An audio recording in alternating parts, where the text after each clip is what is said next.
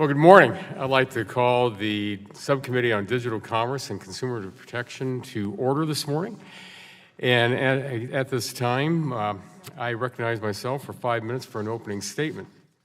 Good morning again. I'd like to welcome everyone to today's Digital Commerce and Consumer Protection Subcommittee examination of the state of manufacturing in America. Thanks to policies designed to spur manufacturing in our country, we're seeing a revival of the Made in America brand. Factories are expanding, workers are being hired and rehired, and wages are rising. A recent survey of small business owners found optimism at an all-time high. Small businesses are responsible for creating 2 out of 3 new jobs, so when they are raising wages, growing their businesses, investing in equipment, it's helpful to the entire economy. In my own congressional district, the 5th District of Ohio, we are definitely seeing a resurgence of optimism. My district stretches from densely populated urban centers like downtown Toledo to small villages on the state line of Indiana, and we proudly have over 60,000 manufacturing jobs. In the over 900 plus district meetings I've had since August of 2012, overregulation is one of the most mentioned issues. I never hear that regulation isn't necessary, but I always hear people ask for regulations they can live with and comply with. It is burdensome for businesses to navigate regulatory regimes when they are busy improving operations and products for customers or working to grow to reach more people. Through policies this Congress administration advanced, we are witnessing the rebirth of a healthy, strong, and growing manufacturing sector. This includes one of our witnesses today who comes to us representing General Machine, Inc. from Perrysburg. Welcome. And again, we thank you all for being with us today, and I look forward to the hearing and hearing from you all. According to the Congressional Research Service, the U.S. is the world's 2nd largest manufacturing nation, having been overtaken by China in 2010. But the competition to regain the crown is very much alive. In recent years, American manufacturing output has risen steadily, this year reaching its highest level in nearly 10 years. Growing production also means growing jobs. Since 2017, over 350,000 manufacturing jobs have been created in America. This is a sharp reversal over the previous 2 years when the Bureau of Labor Statistics was regularly reporting job losses.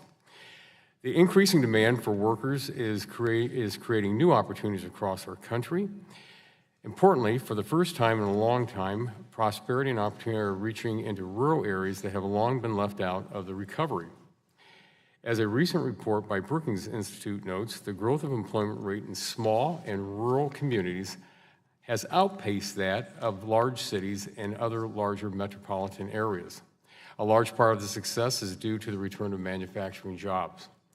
Restoring America's manufacturing sector has been a priority of this Congress. Tax reform focused on lowering the burdens for employers which they face in order to spur production and job creation has helped fuel the manufacturing boom. Perhaps that is why the National Association of Manufacturers Outlook survey reported an all-time high in manufacturer optimism for the 2nd quarter of this year. They also reported record or near record highs when it came to their expectations about hiring workers, raising wages, and making investments. Our manufacturers know that opportunity is greater now than it has been in many years. Again, I look forward to hearing more about these trends from our witnesses, as well as any ideas you have for how policymakers can help remove barriers and further promote manufacturing in America. We're grateful for the time that you're here with us today, and we appreciate your testimony. And at this time, I'd like to recognize the Vice Chairman of the subcommittee, the gentleman from Illinois. Thank you, Mr. Chairman, and for yielding, and I thank all of you for being here today. I especially want to welcome Mr. Anderberg. He's my constituent. He's a vice president and co-owner of Dial Machine, which is a great American manufacturing company located in Rockford, Illinois. Mr. Anderberg helps run this family-owned business that's been around for more than a half a century. He has a wealth of experience in the industry and is a student of the history of manufacturing and trade. It's not his first rodeo either. He was here back in 2003 in front of the Small Business Committee talking about the state of manufacturing then. Mr. Anderberg, thank you for making the trip to Washington to give us all your unique perspective on the manufacturing sector. It's definitely an honor to represent you in Congress. And with that, Mr. Chairman, I yield back. Well, thank you very much. The gentleman yields back, and I owe you back the balance of my time. And at this time, I we'll recognize the gentleman from New Jersey for an opening statement. Thank you, Mr. Chairman. A strong manufacturing sector is vital to our identity as a nation. It's the source of countless scientific and technological breakthroughs, and it's essential to maintaining our national defense capabilities. Manufacturing serves as an important building block for a strong and stable middle class in this country. Manufacturing jobs have historically paid more on average than jobs in other sectors, and they tend to bring with them strong spillover effects for local and regional economies. In my home state of New Jersey, we have nearly 10,000 manufacturers, from large pharmaceutical firms to small machine shops. And these manufacturers employ almost 250,000 people and contribute more than $30.1 billion to New Jersey's economy. And I'm pleased we're holding a hearing on the state of U.S. manufacturing. Our communities are stronger when we can develop well-paying and stable jobs. But the Republican majority for 2 years now has repeatedly prioritized the needs of large corporate interests and the wealthiest few. The American people have not been fooled by Republicans' claims about their giant tax scam. The American people know that the benefits of the tax law overwhelmingly go to the wealthiest few. And congressional Republicans also continue to push harmful regulatory rollbacks that undermine innovation and job growth. Despite all the evidence to the contrary, Republicans are likely to tout the successes of their tax scam today. Yet repeatedly, we've seen that most companies have not and do not intend to use the money for capital investment. In fact, we remember all too well watching President Trump's former lead economic advisor, Gary Cohn's distress when a group of CEOs were asked if they intended to increase their investments when the tax cuts become law, and almost none of them raised their hands. Gary Cohn sent shock waves asking, and I quote, "Why aren't the other hands up?" Their hands did not go up because they intended for most profits from the tax cuts to go to shareholders, and that's exactly what has happened. Contrary to the majority's claims, deregulation has also caused substantial uncertainty and angst for manufacturers. For example, 8 years ago, the CAFE standards were put into place to increase fuel economy for cars and light-duty trucks by model year 2025. U.S. manufacturers and their suppliers innovated and invested in advanced technologies. CAFE provided certainty to these firms, allowing them to invest in a pipeline of jobs for the long term. And all of that investment innovation was upended in August when the Trump administration announced a proposal to roll back CAFE. This announcement threw into disarray well-laid plans for innovation and job growth. The Trump administration's efforts to dismantle the Clean Power Act have also created even more uncertainty for the manufacturing sector. And this administration's efforts to abuse emergency authorities to subsidize the coal and nuclear industries threaten to hurt natural gas-fired electricity producers and the renewables industry, while raising costs for U.S. manufacturers at the same time. So what American manufacturers need is for the federal government to prepare and implement a coordinated long-term strategy for manufacturing success and job growth. Our key competitors have figured this out already. Since 2015, the Chinese government has invested billions of dollars into a Made in China 2025 campaign, which is their 10-year plan for transforming their economy from commodities to advanced manufacturing. And the Obama administration recognized this need and established the National Network for Manufacturing Innovation, now known as Manufacturing USA. This is a network of industry, academic, and government partners working to increase U.S. manufacturing competitiveness and spur innovation. To date, this network has 14 institutes specializing in a variety of advanced manufacturing sectors, such as advanced robotics and lightweight metals. And the plan was to open 3 times as many institutes, and I encourage the current administration to follow through with this initiative. It's time to stop making manufacturing policy on a whim, and instead to think strategically about the future needs of this country. Mr. Chairman, American manufacturing also needs companies to step up and invest, and not just in their plants, but in their workers as well. Too often, good manufacturing jobs become part-time jobs without benefits, and workers are increasingly losing their power to negotiate for better conditions and higher wages. So the federal government needs the industry to be a partner in creating a vibrant manufacturing economy. And I hope this hearing can explore that partnership. So I yield back. Thank you, Mr. Chairman. Well, thank you very much. The gentleman yields back, and the chair now recognizes the chairman of the full Committee of Energy and Commerce, the gentleman from Oregon, for 5 minutes. Thank you very much, Mr. Chairman. I appreciate your leadership on this issue and the hearing that we're having today. And as our witnesses will know, we've got a couple of these going on today, so some of us will have to bounce back and forth. I would just say at the beginning, I'm glad to stack the Trump economy up against the Obama economy any day of the week. We actually have provided, as a result of Republican majorities, the biggest tax relief since Ronald Reagan. We've had significant regulatory relief, taking the dead hand of over excessive government regulation off the throats of America's entrepreneurs, and they have responded at record pace to create jobs in America and to give us the best economy nearly anybody in the working world has seen in their time. And so optimism is up. Jobs are up. There are more openings. There are people to fill them, and we are moving forward with a robust economy.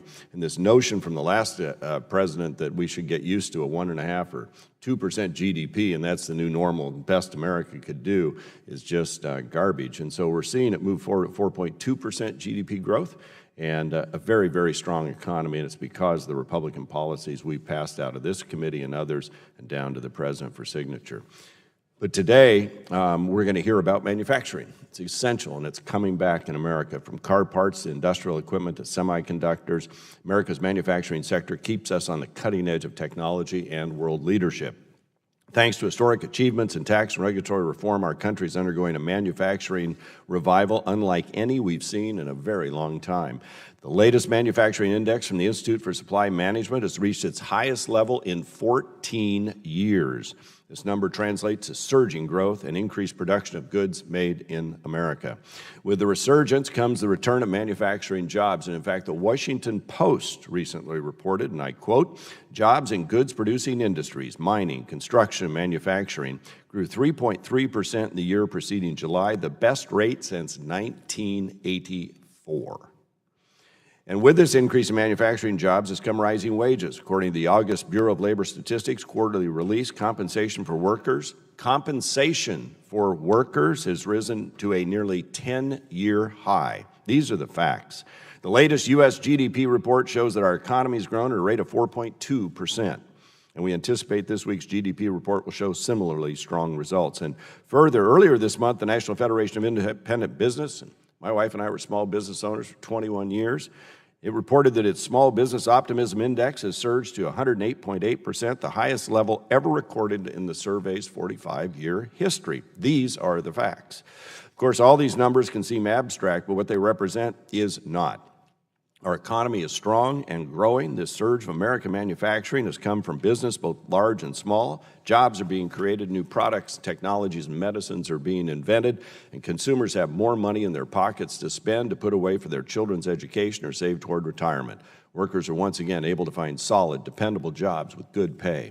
And it's all the result of this Congress, a Republican Congress, investing in America by reducing the burdens and taxes and unnecessary regulations imposed on job creators. You know, America's always been a nation of doers and makers. It's always been a place where anyone with dedication and ambition can start their own enterprise and take the future into their own hands. By any measure, we're witnessing a reinvigoration of that great and proud tradition as Americans. So I'm proud of this committee's work. Most of it has actually been bipartisan.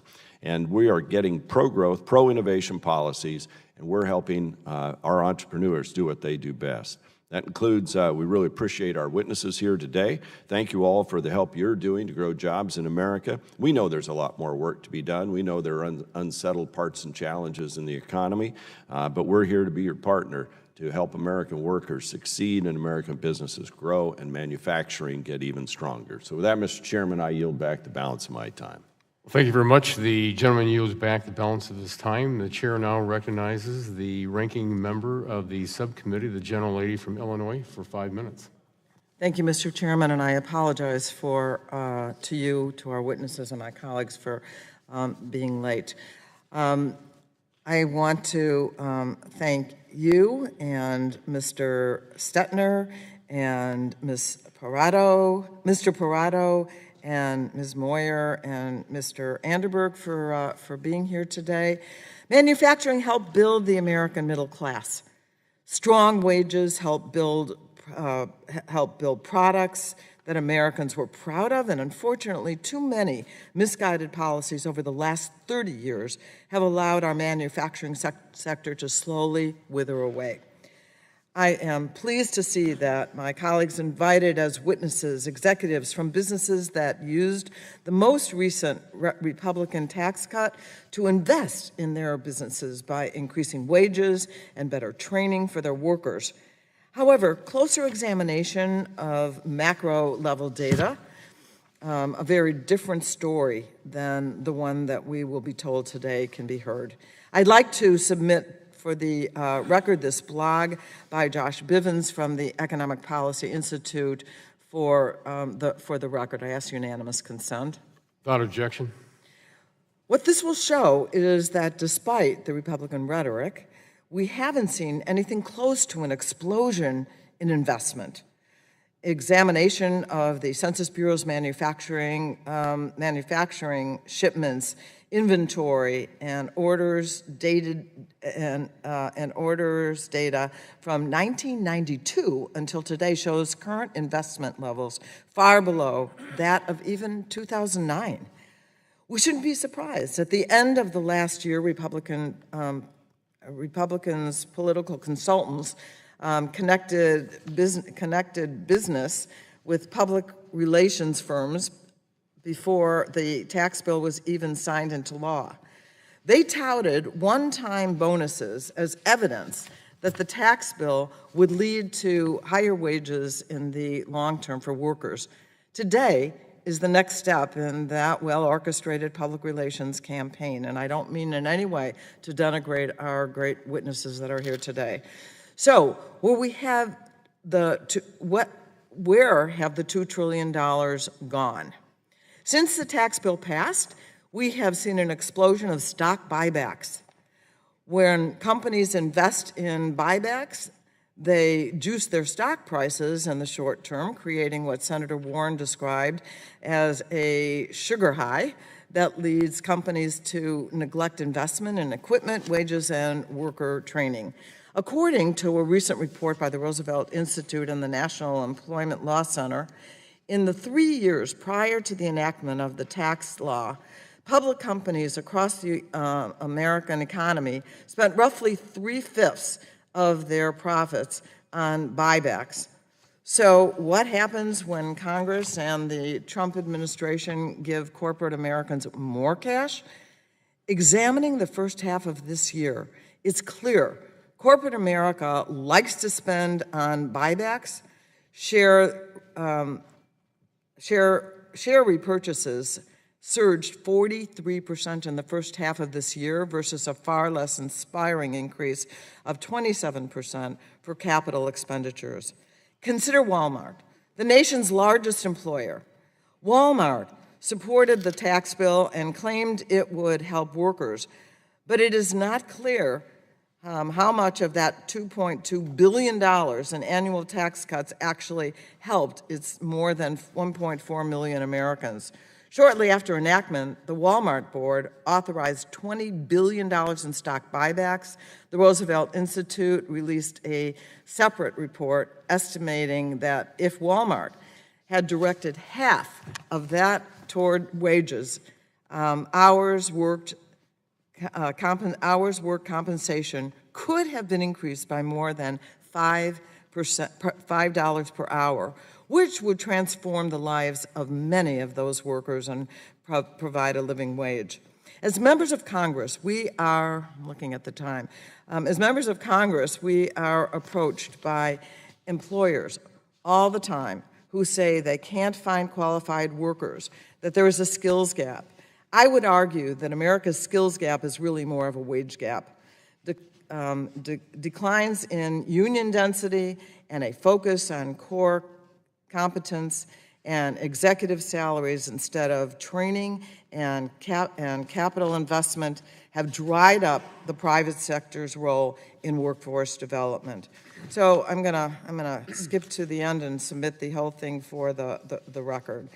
So I just want to say that what my Republican friends won't tell you is how the administration's deregulatory agenda, again, makes the wallets of the wealthy fatter while risking health and safety of the middle class and working poor. I hope that we will, hear some of the good news today, and that what we're going to hear from all of you is that we can do better in this country. Thank you very much, and I yield back. Well, thank you very much. The gentlelady yields back, and that will conclude with our members' opening statements. The chair would like to remind members that pursuant to committee rules, all members' opening statements will be made part of the record. And as the gentleman from Oregon stated, the chairman of the full committee, we do have two subcommittees running simultaneously today, so members will be coming back and forth during each committee hearing. Once again, I want to thank our witnesses for being with us today. We greatly take that you're taking the time to testify before our subcommittee today. And today's witnesses will have the opportunity to give a 5-minute opening statement, followed by a round of questions from our members. Our witness panel for today's hearing will include Ms. Nikki Moyers, who's Vice President of Operation at Gerald Machine in Perrysburg, Ohio, right up the road from where I live. Mr. Edward Paradowski, the President of Apache Stainless Equipment Corporation in Beaver Dam, Wisconsin. Mr. Andrew Stetner, the Senior Fellow at the Century Foundation. And Mr. Eric Annenberg, the Vice President of Dial Machine in Rockford, Illinois. And we want to thank you all for being with us today. And if you would, pull that mic up close and just press the button. Just a little red button or light go on there. And you're recognized, Ms. Moyers, for your opening 5-minute statement. Thank you very much for being with us. Thank you. Good morning.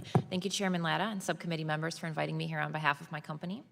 My name is Nikki Moyers. I am Vice President of Operations at Gerald Machine, Inc. in Perrysburg, Ohio. The company was started by my grandfather, Bob Brossi, out of his garage in 1973. Today, Gerald boasts 67 employers and caters to a variety of industries.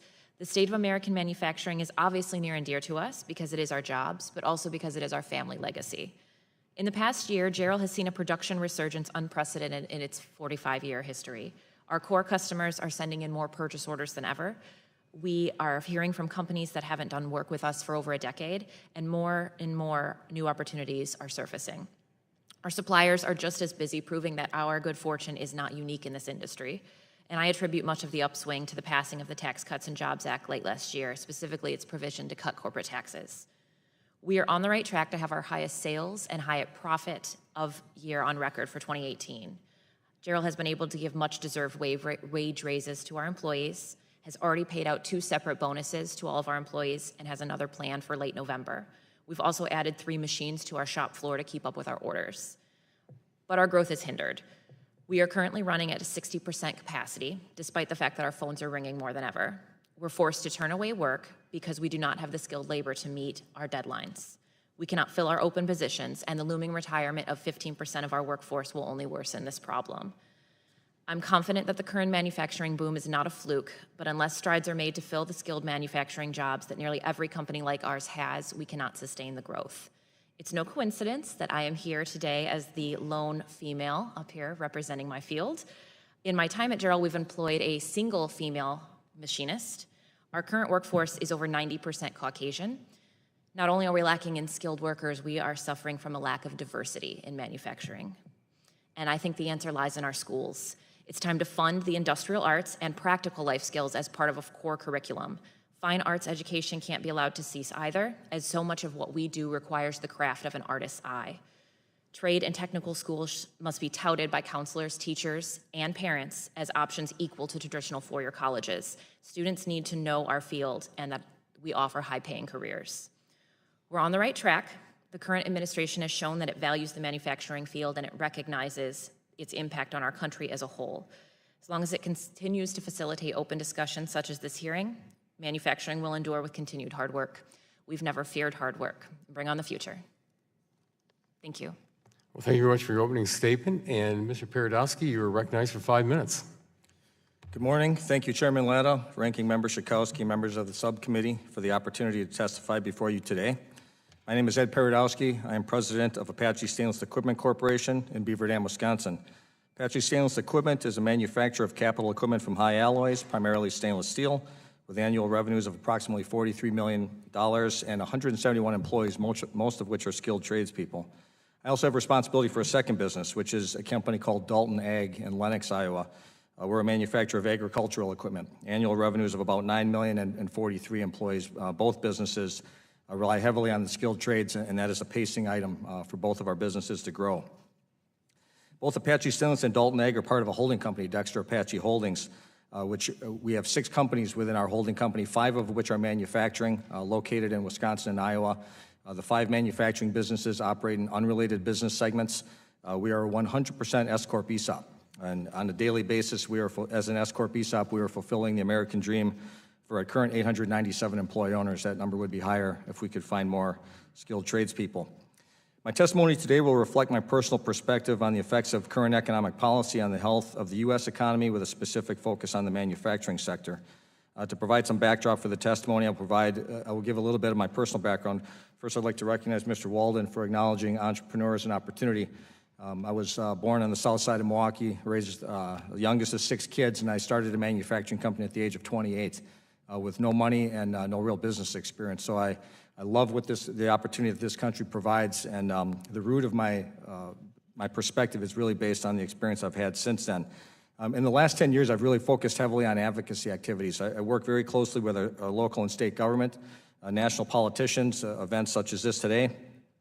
We host politicians and anybody who's willing to come visit our facility to educate them on what manufacturing is all about. Our State Chamber of Commerce, Wisconsin Manufacturers and Commerce, I work closely with them. They're an ally partner to our business.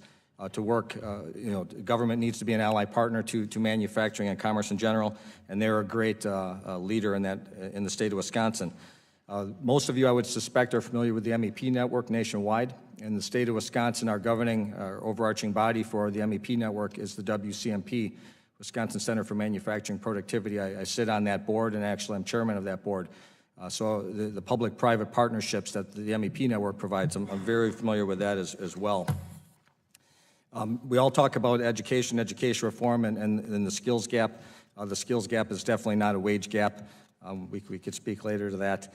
Our state of Wisconsin, our Wisconsin Department of Public Instruction, which they're the K-12, they're at the core of how our children are educated. I've been a member and at the very ground level of what we call the Regional Career Pathways Project in the state of Wisconsin. And actually, I was asked by our state superintendent to present for the state of Wisconsin in the grant competition 3 years ago, which the state of Wisconsin won $2 million grant for education reform. So I'm deeply involved in education reform. It's one thing to talk about the problem, it's another thing to get in there and to also help solve it. And then a National Association of Manufacturers was mentioned. Actually, I'm out here today for a board meeting, which unless I say something completely wrong, I'll be elected to their board tomorrow. So in summary, my perspectives are that not just of a manufacturer, but a manufacturer that works closely with other manufacturers, with government, and with education. As I'm running out of time here, I'll hit just a couple of the high points, and really maybe just this one philosophical perspective. I use this as an analogy quite often, the role of government in manufacturing. In a manufacturing business, we make our money on the shop floor. We add value to raw materials, and we make goods and services, and myself and others in my office, we're corporate overhead. And our corporate overhead needs to do 2 fundamental things. We need to make our shop floor more productive, maximize output efficiency, and there's also some compliance issues, safety and things of that nature. And the second thing is there has to be a sustainable economic balance between the cost of corporate overhead and how much activity is going on the shop floor. In a soft year where manufacturing might soften a little bit, I don't just put more burden on my shop floor in terms of dollars, I actually have to downsize my corporate overhead. And that's the role of government to the private sector, not just manufacturing. The private sector is really 4 fundamental things. If you mine it, you grow it, you make it, and you invent it. And government needs to be an ally partner to that process so that the private sector can grow, and tax reform is a piece of that, as our tariffs. And there has to be a sustainable economic balance between the cost of government and the size of the private sector. And I will make one statement as I'm running out of time here very quickly. There was a comment that was made, where did it go? There was a comment that was made regarding, Mr. Walden said that the government, no, I'm sorry, I already acknowledged Mr. Walden. There was a statement that was made by Mr. Pallone, actually, that industry needs to be a partner to government. And that exactly is the problem. Government needs to be a partner to industry. I think we've got this a little bit reversed. Thank you. Thank you very much for your testimony. Mr. Stetner, you're recognized for 5 minutes. Good morning, Chairman Latta and Ranking Member Schakowsky. First, let me commend the committee for holding this hearing. Over the past year, the Century Foundation and its Bernard L. Schwartz Rediscovering Government Initiative sponsored the High Wage American Project, researching and touring the industrial Midwest to understand the future of manufacturing as a provider of good jobs and economic growth. Representative Schakowsky, several of the community leaders involved in our tour had a chance to meet you 2 weeks ago today when they came to Washington to present our findings, which I've submitted for the record. While no one in the Midwest has such rose-colored glasses as to believe manufacturing will ever provide 30% of the jobs like it used to, the message was loud and clear. Manufacturing matters to communities. Our research finds that in small towns and industrial states from Michigan to Mississippi, manufacturing still accounts for 1 in 4 private sector jobs. Manufacturing brings high-tech jobs to these firms into small towns like Phillips, Wisconsin, where Phillips Medisize has developed from a manufacturer of action figures to a worldwide provider of advanced molding and engineering services. The time is right for Congress to take action to build a proactive national manufacturing strategies. Resilient manufacturers have added back 1.26 million of the 5.7 million jobs lost from 2000 to 2010. But there are serious concerns. Our diminished production capacity has kneecapped our ability to innovate, as America has ceded its edge in high-tech manufacturing to advanced East Asian nations and Germany. And while manufacturing still pays 10% more than other jobs, that wage advantage has eroded. Low-paid temporary help workers represent 11% of the manufacturing workforce today, up from just 2.3% in 1989. But a national manufacturing strategy must go beyond international trade and tax issues. Rather, federal policies should focus on investments to create the conditions for manufacturers to compete and thrive in a global marketplace and for the manufacturing workforce to prosper. Communities are taking action.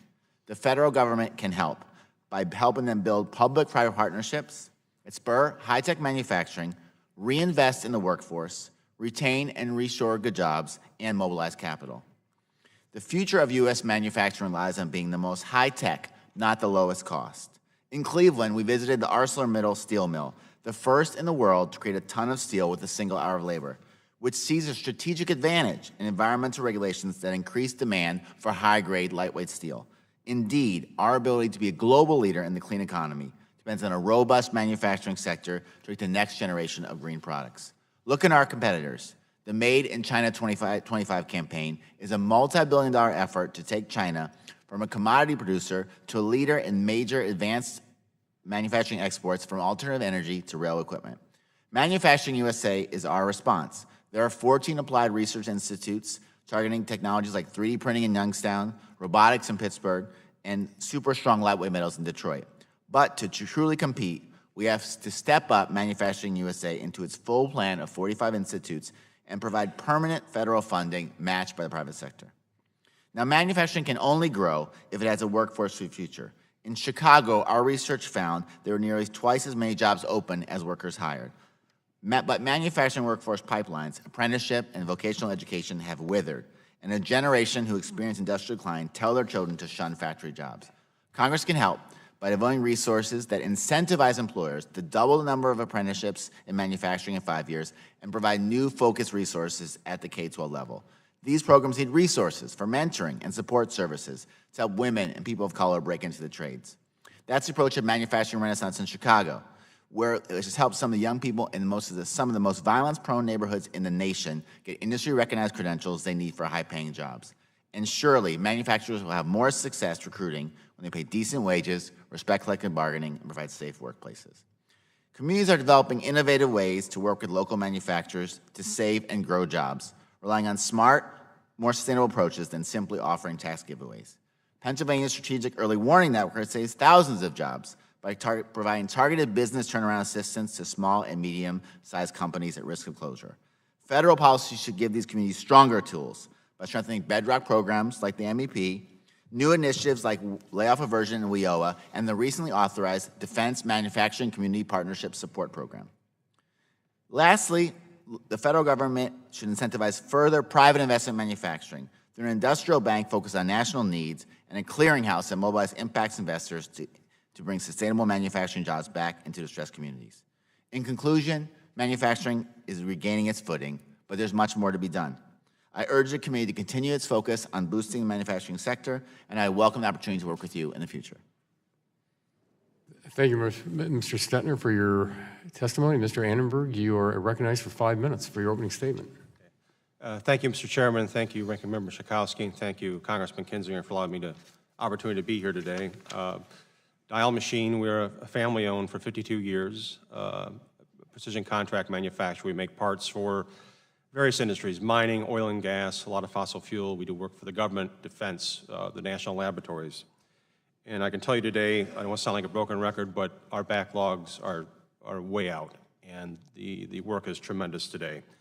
In my 25 years, I've never seen such optimism. My father's been in this industry for 61 years, never seen the optimism and the rate at which we're growing here today.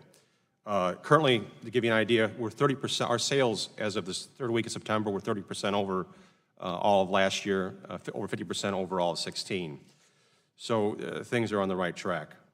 I think three things have happened in Washington that have helped the manufacturing sector. That is the tax, the regulatory, and the trade policy changes that have been coming forward. Tax, the C Corp, in the last tax legislation, the C Corp's got a 21% income tax reduction, or to 21%, and that has created incentive for the large corporations to bring work back. And I can tell you personally, it's happened. We're benefiting from it. And I've been told from companies like Caterpillar, more is coming. The large corporations are also investing in their plant and equipment with that money. C Corp, as S Corp, such as ourselves, we didn't get the tax cut the C Corp's got. Hopefully that can be changed. But that extra cash and capital is being put to use. We're putting it to use. And also, along with that, is the increase in the expensing in the 179 and then increasing the accelerated depreciation back to 100% has been a big boost, and it's an extremely useful and important tool for manufacturers such as ourselves to be able to afford to invest in capital equipment. Because of all the increased activity, there's a scarcity of labor, and because of the tax, I credit the tax policy, wages have increased. We've been increasing the wages of our people, in part because it's a defensive mechanism to keep other people from stealing our people. And also, we are offering higher wages for people to start as applicants at our place. The regulatory environment. Rolling back regulations that were hurting the fossil fuel industry. I'll give you an example of coal. We do a lot of work for Caterpillar, and all the large mining bulldozers, we have parts in each machine. Starting in 13, we went from 11, 12, we were making about 6 to 8 sets of bulldozers a day. And in 13, the one model will drop from 400 a year to 56 per year, and by 16, we were down to about a half bulldozer shipping a day. We're back to 5 to 6, but we're constrained because of capacity or people. So the regulatory pushback's been terrific. You just cannot, my family, we also farm. And so you cannot have regulatory environment out here that's suggesting we're going to regulate puddles of water on your farm, or we're going to tax every head of cattle for flatulence. That sends a terrible message to industry, farming, and ranchers. We're not going to invest. You can't do it. And then trade. This is probably the most important part and probably the most significant change in 40 to 50 years. It's the first time an administration has acknowledged the problem we have with trade, with international subsidized work coming into this country or subsidized product. The Chinese steel industry, the Chinese have been huge offenders, and we just cannot compete. The change, or that change, and the talk of subsidy, if you come to Rockford, for example, I can point out many industries we've lost over the past several decades. People talk about we're starting a trade war. Well, I'm here to tell you, we've been in a trade war in this country for over 40 years, and it's the first time it's been acknowledged, and it's the first time we're doing something about it. And this has created a level of confidence, too, that's helped to invest in your plant and equipment. The most significant challenge that manufacturing has, you've already heard it, people. We can't get them. We need 10 to 15 more skilled individuals on our floor right now, and I'm here to tell you that we are turning work away. If I had the capability, I could double the size of my plant if I had the capacity of people, and we just can't get them. Fingers can be pointed every direction. I think industry didn't do a good enough job marketing ourselves to the students, to parents, to educators. And the VOTEC schools closed years ago, but they're reopening again, and that's promising. Apprenticeship programs, the small guys are training, The large companies are not. And I think we need to enlarge the pool of labor that everybody can work from. And we need to do something to incentivize large corporations to do so again, because it just won't, because it doesn't look good on quarterly numbers, quite frankly. So anything that can be done with that would be tremendous. And there's just too much to talk about to do it in 5 minutes. I hope I get some good questions. We have good conversation today. Thank you. Well, thank you very much for your testimony and what you say about can't find workers and other folks. I've heard across my district, it's the number one issue out there. Yeah, this is going to conclude our opening statements from our witnesses. And again, we appreciate you all being with us today. And we'll start the questions from our members, and I'll start with my questions for 5 minutes. And Ms. Moyers, if I could start with you. Gerald Machine provides precision metalworking products and services in Perrysburg, Ohio. Could you tell the subcommittee what trends you've seen in the marketplace for your products and services and how that's changed over the last couple of years? Yes, thank you very much. Up is what we're seeing. In the last 2 years, we have been steadily growing. We actually had, in 2016, one of our lower sales, lower profit margins. It was a little bit of a, I think, trend from the recession. We had gone up a little bit, and then it went back down. But since the end of 2017, we have seen nothing but up. We've grown our sales. We've grown our profits. Our profits are nearly 20% so far for this year, and when we were seeing only single digits back into 2014. And we've also increased our staff as much as we can. Of course, we need to increase it more. But we have our phones ringing off the hook, and we are turning down work. Well, one of the things I know that's been mentioned already is and I just brought up again, is that, as I've seen across my district, people just can't find folks to work. And that's a big issue out there, and it's a very competitive job market out there. And what's been your experience with wage competition in the last couple of years? Well, I think there's two issues. We can't find people to work, and we can't find people that are skilled. What we are finding are unskilled, who don't necessarily want to come to work every day, who don't want to work as hard as we need them to work. And the other issue is our skilled workers. There are so few workers for the jobs that we need to fill that our competitors and also our manufacturing that we are friendly with are stealing our workers or attempting to. We've had, I believe, 3 or 4 in the past year that have said they've gotten offers from companies that we are actually friendly with and do business back and forth because no one can find the workers. So they have had to resort to poaching them from other manufacturers. We have raised wages because we have to. So talk that corporations are not using the tax cuts and the money to raise wages is just simply not true, because we have to. If we don't, someone else is going to, and we will lose our workers. Well, you bring up the point about finding folks that are skilled out there and bring them in. I know in some companies they said, look, if you're willing to work, we'll train you. With the legislation that was recently passed on career and technical education here, do you see that's going to be a help? Because I know in our area and across Ohio with our high school career centers and also working with our two-year institutions out there, are you seeing something we should be doing, or do you see something that's bright on the horizon? It's a start. I think that investing in the vocational schools and the trade schools, we're very fortunate to have one in our backyard in Perrysburg, Penta Community College, and they cater to kids for everything from manufacturing to veterinary programs and culinary arts. They do a little bit of everything, and it's wonderful. And we get a lot of our young employees from Penta. But it's a single facility, and they can only cater to so many people, and we need more. And we also need the vocational skills and trade skills exposed to students in regular K through 12 schools. I think that we need to divert funding to bring back the industrial arts, to keep up fine arts, even practical life skills, job interviews, balancing budgets, financial things. They need this. We have students who come in to job shadow, and some of them we've hired, and our young employees don't know how to fill out forms for health insurance, who don't know how to fill out tax forms. These are vital life skills that they need to have, and we need to be teaching them. Also, you referenced in your testimony the innovation, and what's the climate out there for and the regulatory changes that could help drive innovations for companies like yours? You know, my grandfather has taught me a lot of things, and one of the things that he told me in the past couple years, we have been, when we were scaling back some of, those overhead costs that my colleague here was talking about, one thing he told me we are never able to cut is going to trade shows, going to machine shows, to learn out what they are doing, to see what the new technology is, because that's what's going to keep us in business. He has never been afraid to do that. He started his business with some hand tools and a drill press, and now we are mostly CNC machining.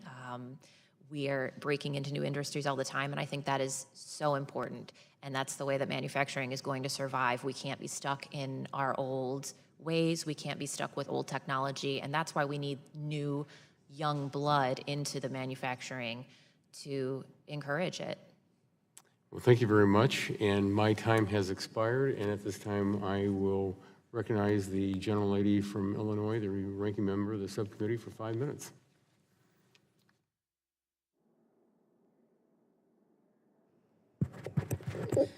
Thank you. Thank you very much. So how many employees do you have, Mr. Anderberg. Yeah. We have about 60 right now. So the three of you are small businesses.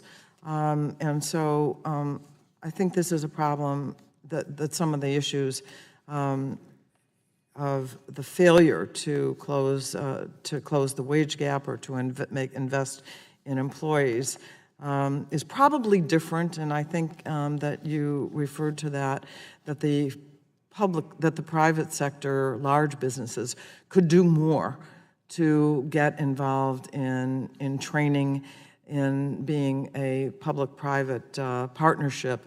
And you said, Mr. Paradowski, that your effort was to go to the government and say that there had to be improvements in education, and that it's really about government helping businesses rather than the other way around. And I would suggest that you're going and saying more tax dollars should be spent, in some ways is a cop-out in what industry ought to do in order to help. Like we have in Germany, there are programs, public-private partnerships with business to invest in the training of workers. I'm not really asking a question here. That's my take, and you can answer that. You can talk about that later. But I wanted to ask Mr. Stetler on the research that has been done.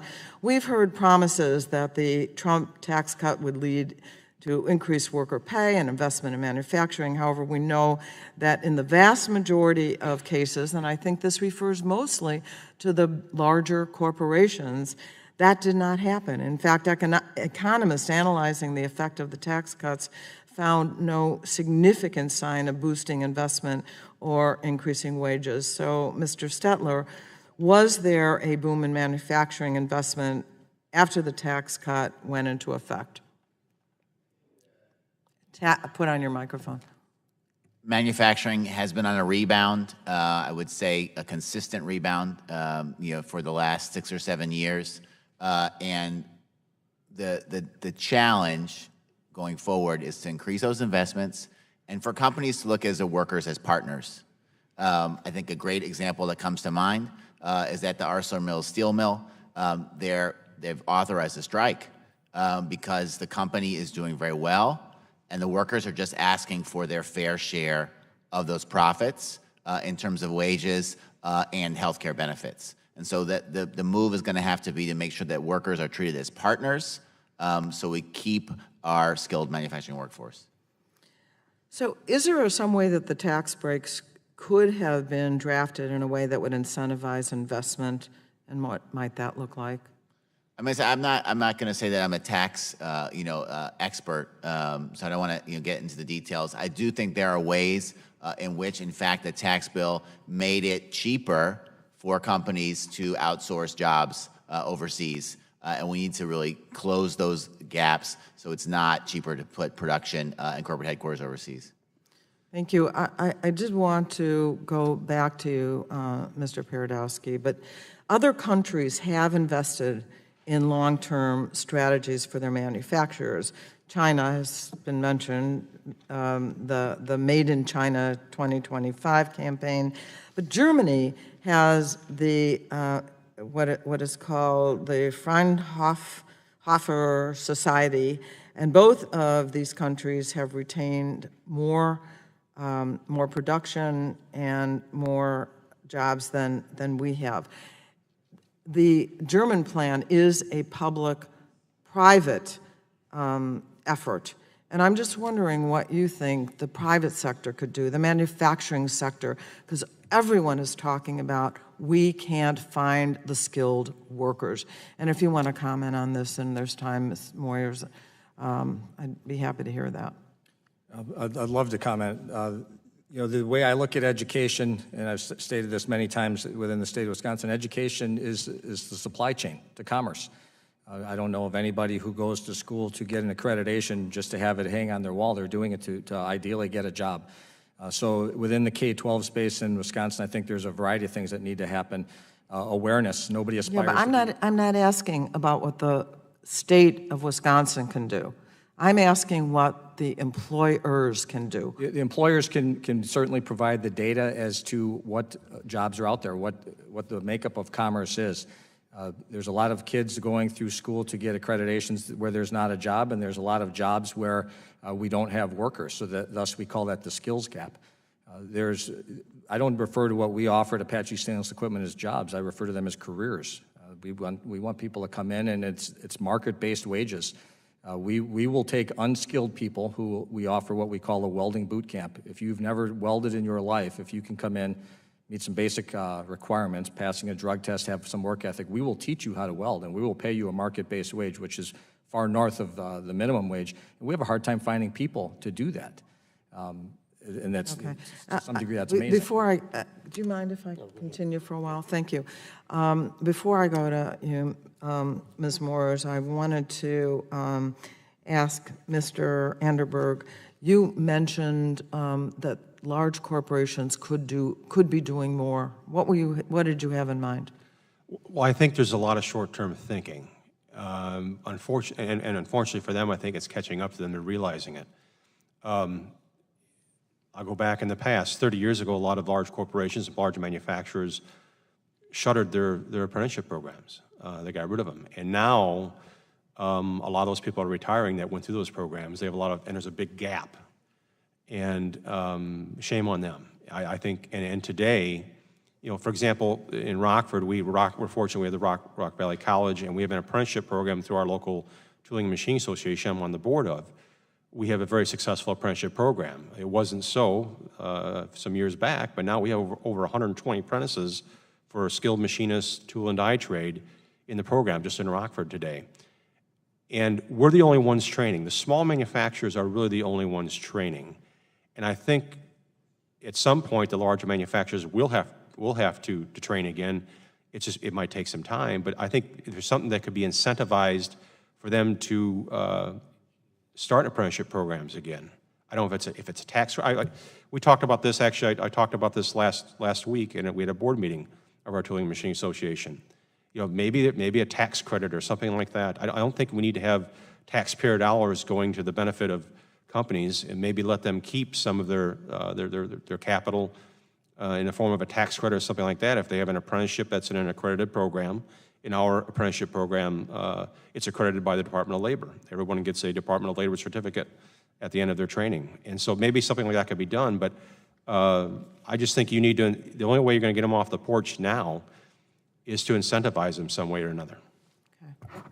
Okay. If I could, there's hardly anyone here today, so I wonder if Ms. Morris could just say a few words. Yep. Thank you. Yep. Thank you. To speak to your question to Mr. Paradowski, I think that what corporations can do is we need to make ourselves seen. And one of the things that we are doing at our corporation is, with part of our charitable contributions, is we donate to a place called Imagination Station in Toledo, Ohio, which is a science-based museum and activity center that is geared towards children. And we have done several activities with them. We've donated for the past 5 years, and we've also been a part of their outreach programs. They do a great STEM for Girls program, and we've done that. And I think I was lucky enough to be a participant in 1 year, and so many girls, and I think the ages were 8 to 13, so many girls came up and said, I didn't realize a girl could be a scientist. I didn't know I could do this. I didn't know that there were these jobs. And that's one of the important things, is we need to just get ourselves out in front of people so that they can see us and see what we do. Thank you. I yield back. Ladies, time has expired, and just to follow up on Mr. Paradowski, what you said about welders, that's the #1 job out in my district, that if you've got that skill coming out of high school, you're hired immediately. And the chair now recognizes the gentleman, the vice chairman of the subcommittee from Illinois, for 5 minutes. Thank you, Mr. Chairman, and again, thank you all for being here today. Mr. Anderberg, should the government mandate wages that you pay? No, no. Give me, if you can, like generally, what's kind of the average, if you kind of put all your employees together, what's kind of an average hourly wage? I'd say the average hourly wage is up into the mid-20s. And has that, you said that's Not including benefits, not including benefits. And you said that's increased over the last few years? It's increasing, yes. And that's because of? Scarcity. What would have happened if, say, 3 years ago, Washington would have mandated the wage you're paying now back when the economy was hurting? Well, I'll tell you, Congressman, as a small manufacturer, we made the decision in the 4-year slump we had between 13 and 17 to hold on to our people. We had built enough cash reserves up that we held on to them, gave them 40-hour weeks. If that would have come, and we made it out, we ate up all our cash reserves in those years. If we would have come out of that or had that come down, I would have laid off more people. You can't do that. Yeah, can you think of a? Go ahead. Go ahead. No, please. Well, in Germany, like we talked about Germany, I've been in German machine tool plants, I've been in German manufacturing companies, and I don't want any mandates from the government. I mean, one thing the Germans have done is they've mandated that if you're a manufacturing company, you have to have 10% of your workforce in an apprenticeship program. I mean, that's pretty good, but I think it's incumbent upon the manufacturer to make that decision, not government. Yeah, and I think there's some things to learn from the German system. I like, in fact, they introduce kids in high school, put them on different tracks, career tracks, paths, opportunities, show them options, and I think that's something, frankly, we can learn from. But Germany has actually been criticized significantly in the EU for what they call keeping wages low.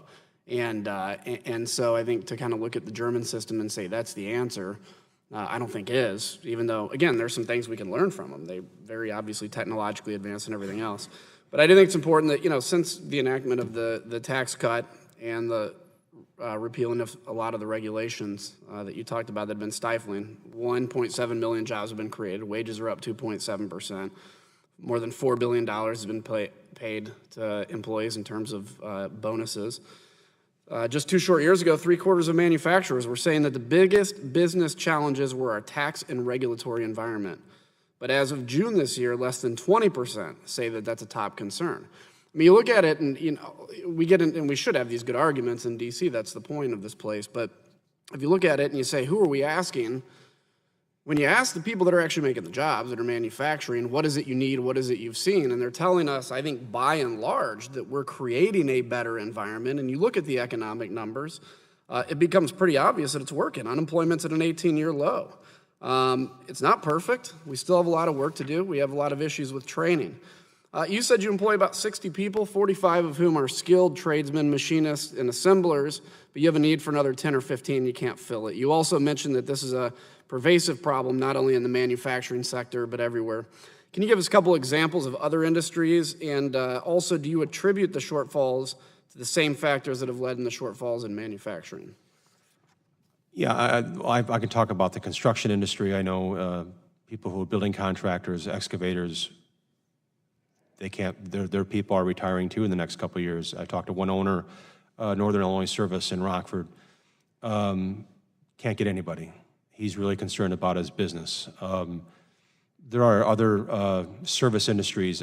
Everybody you talk to is having a problem getting people, specifically young people. And this is something I want to speak to. I touch on it a little bit in my write-up. This is a societal issue we're facing. We just can't seem to get young people into the trades. And what I've also found, it's a global issue. Just recently, we had a nurse serviceman over from Germany work on one of our machines. We've got to know these people really well. And we had another gentleman in earlier this year, and we get into this conversation, and they say, you know, these guys fly all over the world. They are in plants in Russia, China, India, everywhere. And they've told me, both of them, that you go to a plant in China, India, they tell us the same thing. They can't get young people into this trade, into this type of work. You walk into the plants, they're all older people. So it's a unique situation, it's a unique challenge. I don't know if it's because manufacturing is not seen as a technological industry. It is. And maybe it's more of a marketing effort towards, like I said, the students, the parents, the educators. There are, if at IMTS show last week, there was a display where they show voice-activated commands for making machine tools move. It's fascinating. And my father and I were there, and we happened to see a lot of students there that day, and they had like lounge couches there you could sit and watch. It was the only booth that I saw where students sat and were extremely attentive to watching the demonstration. Maybe that's part of the answer. Maybe it's increasing the technology, making it more work like an app on your iPhone or your iPad. I think that has something to do with it. But I don't know. It's strange. I think everybody's experiencing the same thing. You can't get young people in. They last maybe a day, and they don't come back. Well, thank you, and I have 1,000 more questions, but I'll just leave it by saying I think this is an area where, frankly, there can be a lot of bipartisan cooperation, which is, you know, we have these deep debates, but ultimately, how can the government restructure our programs that exist, not new programs, but restructure them to make sure we're turning people onto these opportunities. So thank you again for being here, all four of you, and I'll yield back. Thank you very much. The chair now recognizes the gentleman from Texas for 5 minutes. Thank you, Mr. Chairman. Thank you and the ranking member for having this hearing, and I want to welcome our witnesses. Manufacturing, I come from the Houston area, the industrial part. My companies that are hiring are refiners, chemical plants, service industry, and the oil industry. And what we've seen, and I've worked for a number of years, because the way I got into college was I also was an apprentice at a newspaper. I learned to print a newspaper in the 1960s, and I asked the owner of the newspaper. I said, you know, you hired me as an apprentice. Why didn't you go to the high school we had in the Houston area that had a printing vocational program? And he said, their technology is so far behind, we couldn't do it. So over the last decades, we've taken vocational ed out of high schools. And our community colleges has been one that should be taking it up. And I have a really good community college in my area where we have refineries, chemical plants at San Jacinto College, who actually partners with the human resources of these Shell, Lyndale, Basell, you name it, and say, what do we need to teach, and get these students to have also a 2-year degree, but then they can walk onto your plant and work. And that's been really successful. And I've been trying to get our other urban areas in Houston community colleges to talk with the people who hire the folks. And I've been to the locations, seen the training, and with these manufacturers who are doing that. Is that commonplace that community colleges have taken over most of the vocational public? And the apprenticeship I went through just was not a public one. It was a union, but I ended up being able to manage that newspaper after I got my apprenticeship, because I'd also gotten my undergraduate degree in business. And I was just lucky to be able to have that kind of situation where so many of our young people coming out of high school, they may want to go to college because that's where everybody says they should, but they don't know how they can afford to get there. And that's why an apprentice program through a community college where you can earn a living and you can also still go back and get you a 4-year degree in whatever you want to do. Each of you stated you don't have enough younger employees that replace older employees and retire. I've heard that for a number of years, and as you said, even nationally, internationally, it's a problem. How can individuals enter the manufacturing industry right now if they don't have access to the educational programs like a community college or Manufacturing USA, or in my case, just because, you know, the company wanted to hire me, and lightning strikes. And what kind of program could do it? I'm real familiar with the German program. I've been to BMW and see that. I don't know if that structure would fit in our country, but I do know we need to have an apprentice program that's viable, so employers can count on that skills that they're learning there, that they can come on the job and work. Ms. Pawlowski,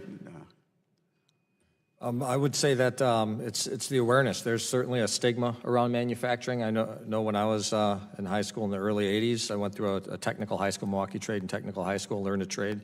In school, we were all being told that if you don't have a four-year degree, at some point soon, you're not going to have a job. So I think maybe kids have been brainwashed into thinking that they have to go to a four-year institution. It's the awareness of what manufacturing is about. Our facilities have become very technology-driven. It's not dark, dirty, and dangerous like maybe some people believe. Every single school teacher at the Beaver Dam High School in our community has been through our facility, and most of them have never been through a manufacturing facility prior to coming through. And that's our role as the private sector, is we need to really drive the awareness that these are careers, they're not just jobs. It's very technology-driven. It is the future. There will always be a sizable place in the economy for manufacturing. It's not going away in its entirety. That's, anybody who believes that, it's somewhat naive, I believe. No disrespect to anybody who might believe that. But we certainly have a role to work as partners with education in K-12 and the tech college system, and any of the institutions out there that are educating our kids. Wisconsin Tech College system is one of the best tech college systems in the country. The average age of a tech college student in Wisconsin is 27 years of age, which would lead me to believe that they were out figuring out other things first before they realized maybe I want to go down a path of a tech school. I'd rather that the average age be 18 or 19. It means that the supply chain speed to the workforce. okay. Any other response? I know I have. I would just. I thought I had 4 seconds. I just wanted to when we talked about existing programs, what it made me think of is community colleges don't have an incentive to do technical training. A lot of the federal student aid programs will not pay for that training, and the companies have to cover all the tuition. So we have to kind of level that playing field. I think it's one kind of thing that we can do, and I certainly support. Thank you very much. Mr. Chairman. I know this is, because my first 2 terms I was on education and workforce, and that committee has prime jurisdiction, but I would sure like to see programs in our Department of Labor that would actually look for those skills training that they can go out and walk onto that job. So thank you, Mr. Chairman. Thank you much. The gentleman's time has expired, and the chair now recognizes the gentleman from West Virginia for 5 minutes. Thank you, Mr. Chairman. You on the panel, you saw an opportunity, or you saw earlier today in this hearing, why Congress is considered to be so dysfunctional when you saw the attacks that went underway over the tax cut. When we're talking about manufacturing, people want to go back on the other side and talk about the tax cuts and that they haven't been productive. And the fact that one person referenced the fact that they were all used for buybacks. Well, I'm sure there were some. I'm sure there were some. But just keep in mind that according to Fortune magazine, of the Fortune 500, the top 5, S&P 500, they only represent I shouldn't say only, but they represent just 17% of the workforce, the publicly traded companies. So we're dealing with 117 million jobs that are in the small and medium-sized companies. They're not doing buybacks. It's just a distraction of what this fight is about. Because we've seen in West Virginia, as a result of the tax cut, what it's done is strengthened our manufacturing. We've had Hino manufacturers that make truck parts, truck bodies, are now going to triple the size of their operation in West Virginia. Toyota, that makes engine blocks, is going to put $120 million more into it thanks to the tax cuts down Buffalo, West Virginia. ATK was bought by Northrop Grumman, and they're going to expand their operation in manufacturing in West Virginia. Boeing just bought Aurora Spaceflight, making aerospace parts as a result of the tax cuts. So I'm seeing some positive in some larger companies, but also I just had an opportunity this last weekend to talk with a small manufacturer company, Panhandle, with Bob Contragaro out of Wheeling. The tax cuts gave him, he didn't use it for buybacks or increased dividends. He hired more people. He's expanded his operation. He's buying more trucks. He's doing all the things he can, but he's facing the same problem that you all have talked about, is he can't find people, to qualified people for that. So my question has to do with over the workforce. I think across the country, we've gotten away from vocational education. We're not making incentives anymore for apprenticeship programs in our trades. I'm chairman of the Building Trades Caucus, and we know desperately we need plumbers, and pipe fitters, and carpenters, and electricians to be able to do that. We've got to be able to get that base back again. So I'm curious to see from your incentives or what you're seeing, how would you suggest that we renew our interest in vocational training and apprenticeship programs? What can we do from Congress to make sure that we have a workforce? What would you suggest, please? Any of you? I think, for example, in Rockford, I think every district or every area that has manufacturing recognizes that shutting down the VOTEC schools was a big mistake. Yep. In Rockford alone, we have one high school, Jefferson High School, start up their VOTEC training program. It's been over 5 years ago now, and it's been very successful. There's another high school in Rockford that's starting their VOTEC program again across the border in Beloit, Wisconsin. If I could, we have to overcome a stigma. Someplace back in the 70s or 80s, there was a stigma about, well, they're in work, they're in a shop, they're in auto bodies. How do we get that back and remove that stigma with that? I think we have to show that if you're going, I went to college and I have a master's degree, but I think you have to show if you go to a 4-year school and you come out with a bachelor's degree, you're in debt, and the wages you're going to make aren't as much as somebody that comes out of high school with a math and an aptitude and go to work in a manufacturing operation. The amount of money they're going to make, the wages that we have in our manufacturing companies today just in Rockford are tremendous. And then because of the scarcity, they've risen, and it's an attractive wage, and it's more than a living wage. The people that work in manufacturing make more than the majority of the middle class working individuals. And I just think I can't put it all on manufacturing. There's everybody. You can point fingers at everybody. We have to do a better job of marketing and educating the public of what manufacturing is today. I don't know how, maybe that's something Congress can step in and do. I'm sensitive to it because my first job was in manufacturing. I was on an assembly line in an ice plant, a Niebergall ice plant. So I understand that we work 7 days a week, but nevertheless, I appreciate your effort with it. I'm sorry that some people got distracted and tried to make this an issue over the tax cut program, but you see, there's a reason they're doing that, and I'm sorry, and I yield back. Thank you very much. The gentleman yields back, and the chair now recognizes the gentleman from Kentucky for 5 minutes. Thank you very much. Thanks to be here. Sorry, there are a couple other hearings going on, so I've been in and out, so I apologize. But this first question is for Mr. Enderberg and Ms. Moyers. As nearly everyone has mentioned this morning, the workforce challenges you're facing are significant, and this is important issue. This issue is important to all of us and of our districts. Mr. Enderberg, one issue in particular you mentioned was the need for increasing apprenticeship opportunities. And some may not be focused on that. I recently started the Congressional Apprenticeship Caucus with my colleague Susan Davis of California, and we introduced legislation to expand awareness of apprenticeship opportunities for providing funds for the states and the Department of Labor to get the word out about opportunities. There are a lot of challenges, but could you tell us what are some of the biggest challenges are specific to apprenticeships or earn and learn opportunities? I think for us and what we've experienced, what I know my fellow colleagues back in Rockford have experienced, is simply finding a young individual that wants to come to work every day, wants to do the work. And in our instance, when we have someone come through the door that's interested in a manufacturing job, what we do is we put them into our apprenticeship program. If they exhibit good attendance, an aptitude, they're a good worker, and if we ask them, you want to become a machinist, you want to make a career here, they say yes, we pay for their apprenticeship 100%. We pay for all their books, all the costs. And even if they're on a night shift, for instance, while they're at school, because there's some night school and night classes, we pay their wage while they're at school. I don't want to penalize them. So we bend over backwards to get somebody into our apprenticeship program. The problem is finding individuals to come in that want to do it. That is the biggest problem. Ms. Moyers, you have any follow-up?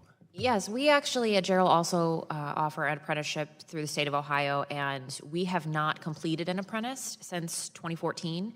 And we've had a lot of people enrolled. We've put people through programs, and like Mr. Anderberg has said, the young people are either not focused enough to want to continue it. It's a 4-year program with us, and after a year, they drop off, they start missing classes, failing classes. The other issue I think that is hindering people from offering apprenticeship programs is no one wants to train an employee that another company is going to poach. So because that the workforce, we have this skilled wage gap, it's really hard to commit to putting the investment into those employees if you are fearful they're going to jump ship and go somewhere else, because then you have no return on your investment. I don't know what the solution is to that, unfortunately. Well, thanks. And, you know, we're looking at other things and other bills and other issues about, you know, getting people into the workforce and so forth. And my argument is that these people are wanted. They're needed, what you just said, wanted, and particularly the farm bill, we're debating that. And I really believe this. If somebody is on some kind of benefit and they don't get back into the workforce, then 5 years from now, they're going to be in the exact same spot. But what you just described is what my experience is. I'm from a manufacturing background. If somebody will come to work and show up every day and do their job, they're going to move up and improve. And I will tell you the difference: if somebody doesn't get back into the workforce, they're going to be in the exact same shape 5 years from now. If they just show up for work with even low skills or no skills, they're going to be where you're talking about 5 years from now through an apprenticeship or some kind of program and be better off. But I want to get to one other thing. I'm changing the subject. So, Mr. Anderberg, this is for you. I'm prepared today. My colleague Doris Matsu and I are looking to drop a bill to direct the Department of Commerce to establish a working group of federal and private stakeholders to define blockchain. That's one thing until we can even deal with policy, get the definition of blockchain, and study some of the implications for spectrum policy and potential applications. We have a lot to learn and hope this is a good first step in kicking off significant conversations across the federal government. Do you believe innovations in blockchain could be important to your company and the manufacturing sector generally? Yes, I think anytime Washington wants to talk about manufacturing, it's a benefit. I came out here, I remember coming out here in the late 90s when it was discussed talking about PNTR and some of the trade agreements, and I came out in small manufacturing groups. They didn't want to hear us. They didn't want to hear what we had to say and what was going to happen. And I think the reality has become reality. And anytime Washington's talking about manufacturing, I think that's important. And we've talked here on the panel before we started. This is the Digital Commerce and Consumer Protection, Subcommittee, but yet we have a USDA. I'm not opining for another bureaucracy, but where is there a manufacturing, how important manufacturing is to our national defense, our economy? Shouldn't there be like some type of subcommittee or committee on manufacturing to keep watch of some of these things? Maybe that's something, but I fully appreciate anytime Washington wants to discuss or talk about manufacturing, because it's extremely important to our country. Thank you. Appreciate that. My time's expired, and I yield back. Well, thank you very much. The gentleman's time has expired. He yields back, and the chair now recognizes the gentleman from California for 5 minutes. Thank you very much. Appreciate the opportunity to talk to some of the practitioners out there in the real world, so thank you very much for being here. Ms. Moyers, thank you for pointing out in your opening statement about the lack of diversity, even in your own company, and it's good to hear that it sounds like you would love to welcome more diversity. Is diversity good for business, for your bottom line? Absolutely, it's good for every business. I can't tell you how many times just myself as a family member, completely accepted in my business, walking in, and I can present an idea that I can tell no one at the table has thought of before. And I don't know if it's because I'm a woman. I don't know if it's because I didn't stay in my industry. I didn't start there. I have previous experience in other industries. But anytime you get someone who's different, they offer a unique perspective. If they've grown up in a different place, if they've experienced different prejudices, experienced different benefits from their race, their religion, their sexual orientation, their gender, it's important, because we cannot continue. We've talked about manufacturing as needing to be innovative and needing to progress, and we can't progress if we have the same people making the decisions and deciding to, excuse me, lost my train of thought, making the same decisions. Well, Ms. Moyers, you just mentioned something very interesting, and that is, you mentioned a whole breadth of different communities. Your product, is it consumed, or who participates in that product? Is it across the board, or is it only one kind of community of the ones that you just described? Our business is metalworking, and we're not an end product. We provide for other companies that produce. So all communities that you just described benefit from your product in some way or another? Absolutely. We work in multiple industries: food packaging, automotive, elevator, energy. It's nationwide. So it's another form of diversity of consumers. Yes. Right? Okay. In some of the testimony, some of you were talking about how young folks, it's hard to attract them and get them involved in manufacturing or what have you. My office, my district office, we participate in Manufacturing Day. We really kind of like make it a manufacturing week.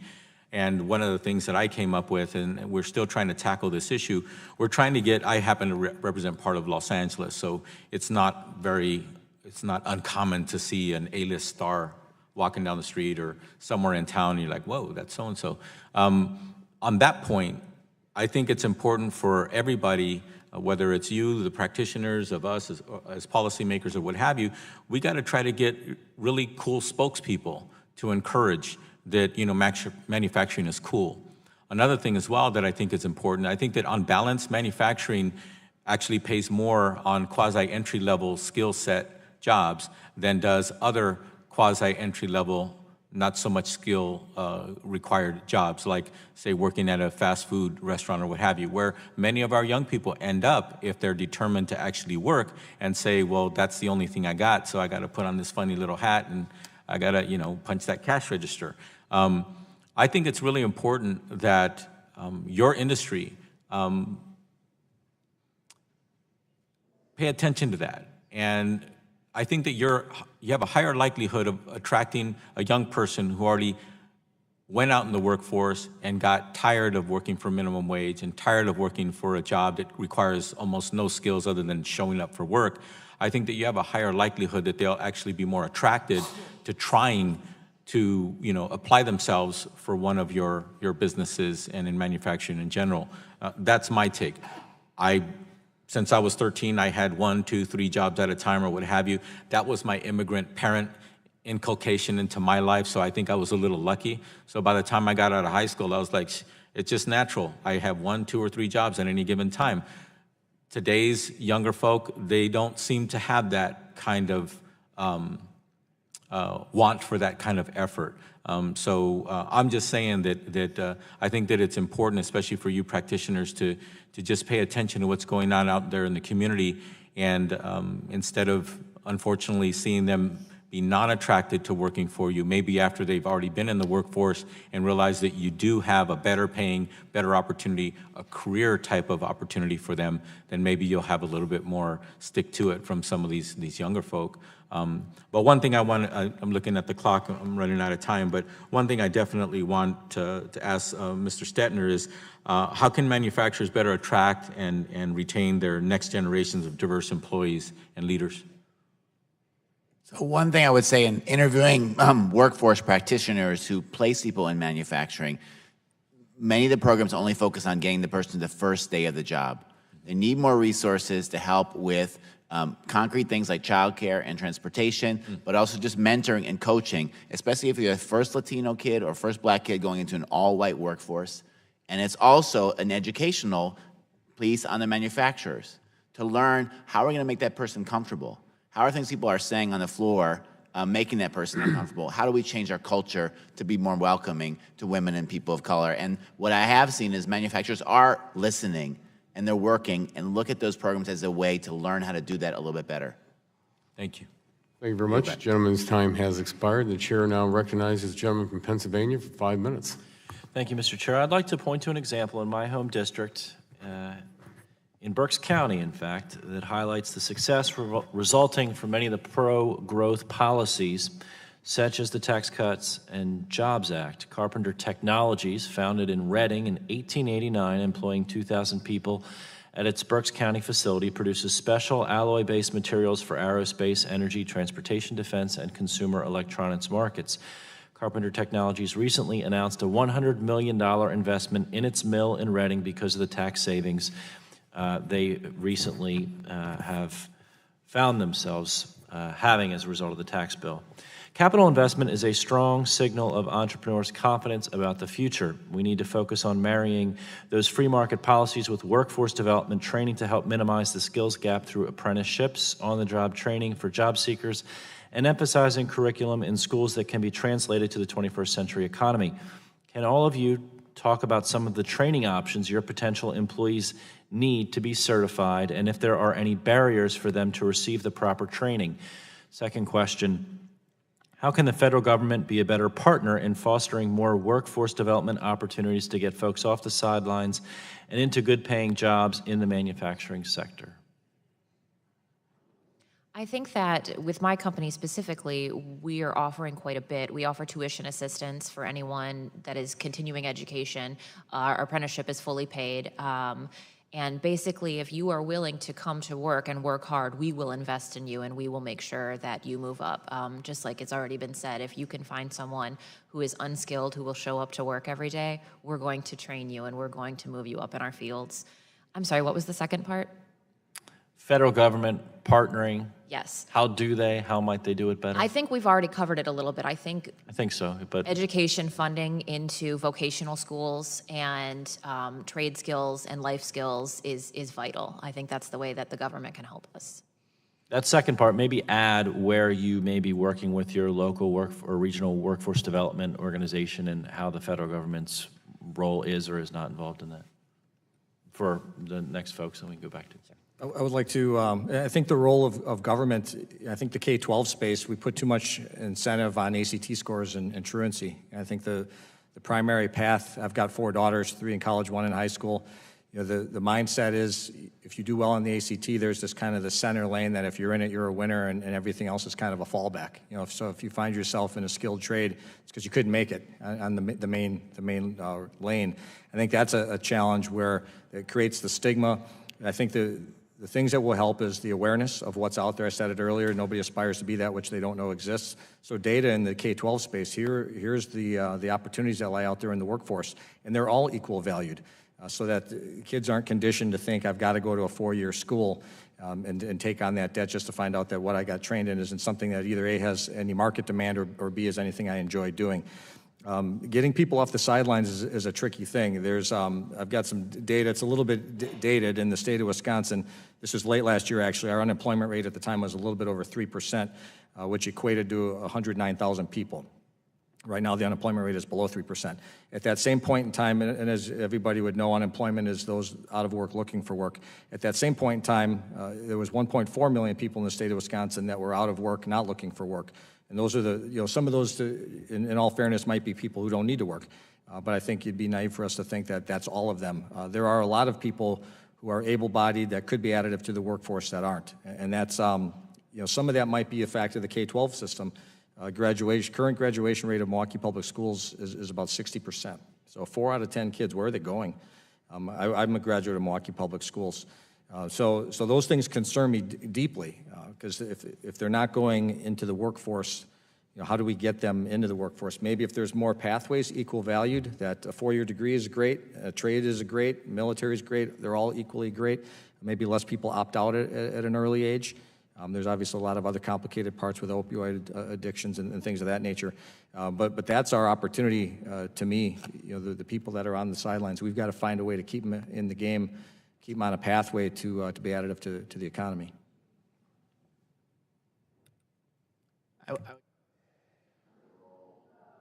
There are obviously formula funding for career technical programs, but they kind of fund the same programs year after year. In the same way, some of the programs like the TAC grants incentivize some really innovative activities that led to the current boom in apprenticeship. I think we need a focused program that would spur school districts to do something innovative about the trades. Not a big program, but a competitive grant program that really got the juices going and kind of showed the nation we can do more. As far as barriers to training, again, I think it has to do with an educational effort of the educators, the parents, students, and obviously the reopening the VOTEC schools, which we are seeing in Rockford. In one instance, I've talked to the program administrator in Rockford, and they're looking at actually for juniors and seniors that are going through the program. This used to happen years ago, where you have a half day at a workplace and half day in class. And so then when they're ready to graduate from high school, they're in. And then from there on, there could be training. As far as what can the federal government do, I guess maybe helping create awareness. I don't want to repeat what they said, but it's just, helping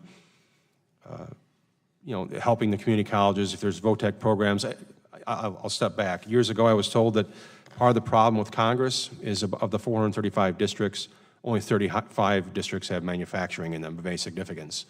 And I think that's been an issue over the years. That's why things have fell through. So if the recognition here today, having us here today and talking about this is a start, but I think there has to be more of awareness. And if funding for some of the tech schools or from some of the community colleges like we have in Rockford could help, that'd be terrific. Thank you all very much. Yield back. Thank you very much. The gentleman's time has expired, and the chair recognizes the gentleman from Florida for 5 minutes. Thank you, Mr. Chairman. I appreciate it. For Mr. Anderberg, Mr. Paradowski, and Ms. Moyers, I heard from my local manufacturers, the stakeholders in Tampa and the Tampa Bay area, that workforce development is one of the biggest problems in this sector. I know many of my colleagues have already highlighted this, and we have the vocational training, the schools there. We have career academies, which I worked on in the legislature. So in other words, if there's an area of need in the community, we focus on that particular area of need through the career academies in the high schools. And of course, we have AM Skills, we have P-Tech, and we have Marchman, and all the community colleges. They do an outstanding job, but we need more. This is everywhere I go, I hear this. But can you tell me about some of the other impediments, because we did cover this, to growth in the manufacturing sector? So this is for Mr. Anderberg. You can go first, please. You said impediments to growth in the manufacturing sector? Yeah. Well, besides the workforce. Well, I think, that is our biggest impediment at the moment. But I think right now with it's tough to say there are impediments because of what's taking place the last year and a half, quite frankly. The change in tax policy, the change in regulatory, the trade situation. We're going full blast right now, and I don't see where there's an impediment for manufacturing now solely except for the lack of people. Good. So you recommend we focus on the workforce issue? Yeah. I think workforce is probably is the most important thing that Congress could work on to help us. Again, allowing us to keep our capital, the money we earn. I don't wake up in the morning and think how I'm going to spend my money on a boat or something else. I think about how I'm going to improve my operation, what I'm going to do to help my people, grow my business. That's what we do with our money. And I just want to thank Congress and this administration for allowing that to happen. And it's everyone is investing again. It's incredible. Very good. Mr. Paradowski, any more besides the workforce issue? Any other impediments? Yeah, absolutely. I often give my my four legs of the stool that drive private sector growth speech, so maybe I'll inject it right now. And speak of logistics, energy, workforce, although I wasn't supposed to say that word, and commerce-friendly government. So it's really that the economic, how friendly an environment is as far as the government. So I'll use a real-time example, Foxconn making its investment in the southeastern part of Wisconsin. Their focal points were those three things: logistics, being in proximity to Milwaukee and Chicago, two international airports. Energy, workforce is certainly a thing, but the economic environment that the government created in the state of Wisconsin specifically, for them to come there and compete. And really, the argument, or maybe the fundamental difference in a lot of the folks in this room is, the sun rises in the east, and free markets do what they do. If you can't compete, I'll cite something that Mr. Stettner said, highest tech, not the lowest cost. Maybe there's some markets where you can be that, but I know that if I wanted to go into the 4K LED TV market, if I can't find a way to make one for $350 for a 50-inch, I don't have a product. Markets do what markets do. And as a global economy and the U.S. role in that, we have to compete on a cost and performance basis, or else we go out of business. Companies go out of business every day. And those are the four key things. The impact of tax reform is a real impact. Look at GDP growth. Anybody who says that tax reform didn't have an impact is denying a key factor of GDP growth. But one of the things that's a parachute on the car right now is certainly workforce, but you asked me not to talk about that. The regulatory environment, government needs to be an ally partner. If government is really focused on helping the private sector, changing the educational system in K-12 so that many pathways are equally valued, that will go a long way. I don't want to go down this rabbit hole, but legalized immigration, I think, is a big piece. Half of our workforce is in the last trimester of their career between 50 and 65. We need to add bodies. GDP is a function of output and efficiency, or growth, GDP growth, and we need to add workforce, we need to add efficiency. Very good. Ms. Moyers? I think I'm going to sound like a broken record, but I think that the bottom line is just that the workforce is our biggest issue. Of course, personally in our company, we've had cash flow issues in the past. We're not having them right now because of the current climate, because of the tax reform, because of deregulation, and I think more of that is going to be helpful. I guess the only thing that I can think of is making it cheaper for businesses to run and do the things they do. So anything that's cost saving to us. One of the biggest expenses we've had in the past few years has been healthcare costs. We cover healthcare for our employees. They pay a very small percentage, and we don't want to make them pay more. And we have no intention of taking it away, no matter what it costs us, because we feel it's very value added to our employees, and it's part of the reason they stay with us. So that is one of the things that rising cost is a big burden for small business owners. All right, thank you.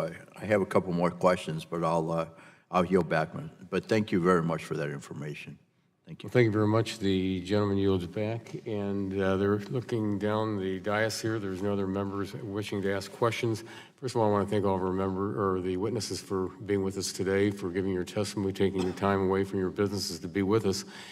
And, it's great to know that it's just not an issue in Northwest Ohio or Ohio, that that the number one issue out there is, employees. And all the work that you're all trying to do, from making sure that, from benefits to making sure that you're investing in people out there for 2 to 3 months to get them out there. So I really appreciate you all being here. Before we do conclude, I want to make sure that the following documents are submitted for the record by unanimous consent. The report by Mr. Stettner, also the earlier document that the gentlelady from Illinois submitted that was accepted. And pursuant to committee rules, I remind members that they have 10 business days to submit additional questions for the record.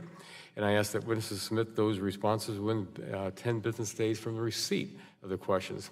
And so without objection... If I could say just something. Oh, the gentlelady. Mr. Stettner, in your written statement, you talked about apprenticeship and vocational training and how that has dwindled a bit. But you also said, and I think this came up, that there's a generation who experienced industrial decline are telling their children to shun factory work. And I agree that in part, it's a marketing approach to young people. Mr. Paradowski, you talked about careers, that these really are careers, and I also think that we need to encourage women to understand that this is a great opportunity for women to participate and get more money, that more diversity in every way is important. And so I think that we need to help with the marketing. And maybe, Mr. Stetner, this is part of a manufacturing strategy that the federal government, along with the private sector, can participate in to make sure, I think some people of a generation ago think about dirty factory floors and kind of nasty work. And we have to change that, help change that image so people see this as a lifelong career choice. So I just wanted to add that. And again, as we've been hearing from all the members here on the committee and from our witnesses, that manufacturing has changed out there. And I know that I was in a plant not too long ago and asked a gentleman running a CNC machine how long it took him to learn it. He said, I'm still learning it, and he'd been there a year. And a lot of folks don't realize how much computerization is in plants today, and it is. It's looking at everything from guidance counselors to principals to making sure that economic development directors to going right down the entire line, right down to the student, getting them out there to see what's there and making that investment. So again, really appreciate you all being here today because this is really important to this economy. It's vital to this nation. So we appreciate you being here today and thank you for your testimony. And with that, this subcommittee will stand adjourned.